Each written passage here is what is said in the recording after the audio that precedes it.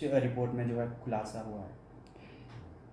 ये जो मिडल बाज़ार में एक इंसिडेंट ब्लास्ट की रिपोर्ट हुई थी, उसकी इन्वेस्टिगेशन के लिए हमने एक स्पेशल इन्वेस्टिगेशन टीम कंस्टिट्यूट की थी। उस टीम में हमारे जो मेन इन्वेस्टिगेटर्स हैं, जो डीएसपी हेडक्वार्टर और एडिशनल एसपी जो हमारे हेडक्वार्टर हैं, इसके अतिरिक्त जो है हमने फॉरेंसिक एक्सपर्ट भी हमारी इस इन्वेस्टिगेशन टीम का इम्पॉर्टेंट पार्ट रहे। जब ये इंसिडेंट हुआ था उसके इमीडिएटली बाद ही हमने इसमें फॉरेंसिक एक्सपर्ट्स को इनवाइट किया था वो स्पॉट विज़िट करने के लिए, और उसके बाद भी वो लगातार हमारी इन्वेस्टिगेशन में शामिल रहे और हमें अपना जो एक्सपर्ट जो उनका ओपिनियन रहता है और गाइडेंस रहती है, उस दिशा में हम इन्वेस्टिगेशन कर रहे थे। तो अभी फॉरेंसिक एक्सपर्ट की जो हमारी स्टेट फॉरेंसिक जो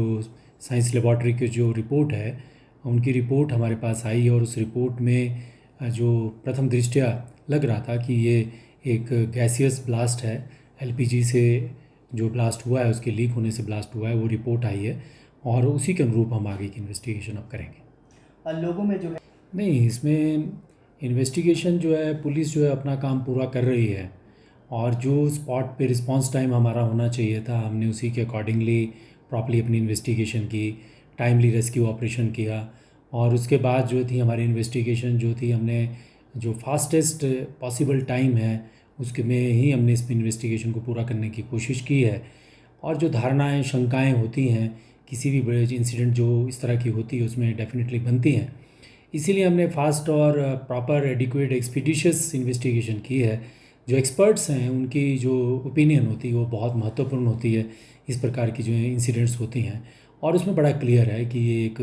गैस से हुआ एक्सप्लोज़न है, और इसमें कोई नेफेरियस एलिमेंट या कोई एंटी नेशनल एलिमेंट्स की कोई इन्वॉल्वमेंट हमको नहीं मिली। और इसके आधार भी हैं, जो प्रत्यक्षदर्शी हैं जो इस इंसिडेंट में इंजर्ड हुए हैं, उन्होंने भी यही हमको स्टेटमेंट दी थी कि ये जो जब वो उस रेस्टोरेंट में काम कर रहे थे वहाँ पर जब गए तो वहाँ पे काफ़ी मात्रा में गैस लीक हो चुकी थी और फिर भी हो रही थी। इसके अलावा जो स्पॉट पे हमें कोई ऐसा साक्ष्य नहीं मिला जो ये दिशा देता हो कि इसमें कोई इस प्रकार का एक्सप्लोज़न है जो नेफेरियस या बैड एलिमेंट्स ने कोई एक्सप्लोज़न किया होगा। तीसरी बात ये है कि ये कॉन्शियस और एक्सक्लूसिव पोजीशन जो था वो हिमाचल रसोई के वर्कर्स, ओनर और उन्हीं को एक्सेस थी, कोई थर्ड पार्टी तो उसमें नहीं गई थी। और ये सारी चीज़ें क्यूमुलेटिवली यही सुजेस्ट कर रही थी कि गैस लीक होने से ही हुआ है। लेकिन एक बात जो इम्पॉर्टेंट आप कह रहे हैं कि भय या संशय की जो बात है, हम सोचते हैं कि एलपीजी जो है हमारे घर में, हम एज ए फ्रेंड हमारे किचन में काम कर रही है। एलपीजी वैसी गैस नहीं है, मिक्सचर है बहुत सारे फ्लेमेबल ज्वलनशील गैसेस का, और ये बहुत डेंजरस स्थिति ले लेती है जब अगर ये लीक होती है या सिलेंडर में आग कैच हो जाती है।